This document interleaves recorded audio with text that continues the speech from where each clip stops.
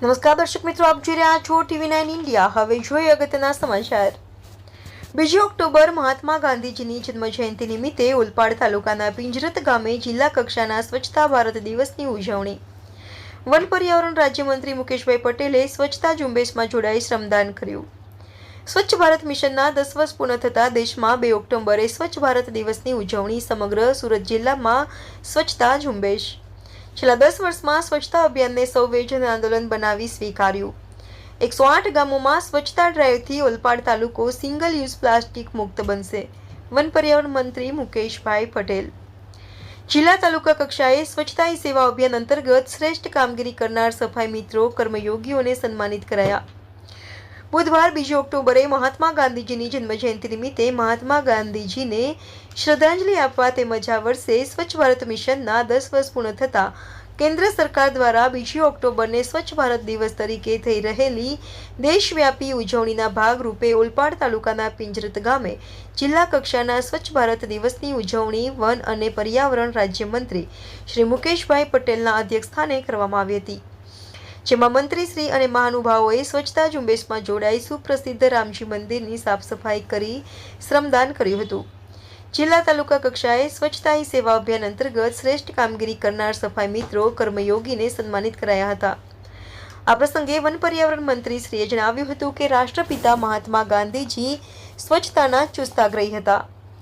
સ્વચ્છતા અભિયાન જનભાગીદારીથી છેલ્લા 10 વર્ષમાં તમામ ગામ, શેરી, મોહલ્લા સહિત ધાર્મિક ઐતિહાસિક સ્થળો સ્વચ્છ થયા છે।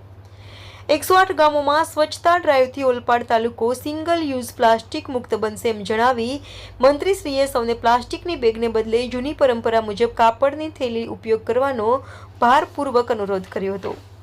જિલ્લા પંચાયત પ્રમુખ ભાવિનીબેન પટેલે સ્વચ્છતા અભિયાન માત્ર અઠવાડિયા પૂરતું જ નહીં પરંતુ 365 દિવસ સ્વચ્છતા જાળવવા અને શ્રમદાન કરવા માટે સંકલ્પિત થવા પર ભાર મૂક્યો હતો। જિલ્લા વિકાસ અધિકારી શિવાની ગોયલે કહ્યું કે ઓલપાડ તાલુકાના 108 ગામોમાં door to door garbage collection થઈ રહ્યું છે। આ વેળાએ એક પેડ માં કે નામ અભિયાન અંતર્ગત મંત્રી શ્રી મહાનુભાવોએ વૃક્ષારોપણ કરી નાગરિકોને માતાની સ્મૃતિ અને સન્માનમાં વૃક્ષ વાવવા માટે આહવાન કર્યું હતું।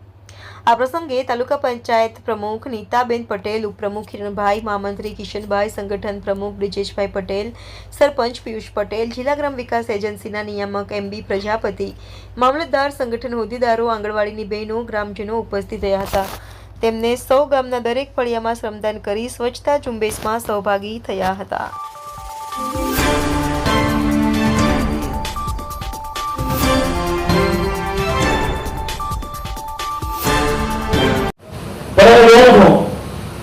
જ્યારે સિદ્ધનાથ મંદિરના લોકો ચાલતા જતા હોય છે અમે રસ્તામાં રાખે જાય ને ચાયની પિયાલીમાં ચાય પીને રસ્તામાં નાખે। સવારે કોઈ વાર ચાલતા જાવ તો વિચાર આવે કે લોકો આટલા બધા કચરો બહાર નાખે। હું આજે એ લોકોને બધા લોકોને સેવા કરો, તમે ચાલતા જાઓ પણ કચરો ક્યારે રસ્તા પર ના ફેંકો। છેલ્લા 2 વર્ષથી મારું પર્યાવરણ ડિપાર્ટમેન્ટ અને સામાજિક સંસ્થાઓ મળીને જે અંબાજી ખાતે પદયાત્રા કરીને જાય છે ત્યારે સામાજિક સંસ્થાઓ સાથે મળીને 100 જેટલી ઈ-સાયકલ, 200-300 જેટલા યુવાનો સાથે ટેમ્પાઓ લોકો સાથે પદયાત્રી રીતે પદયાત્રી કરતા જાય અને એનો કચરો નાખે તો પેલા યુવાનો સ્વયંસેવક કચરો લઈને એકત્ર કરે।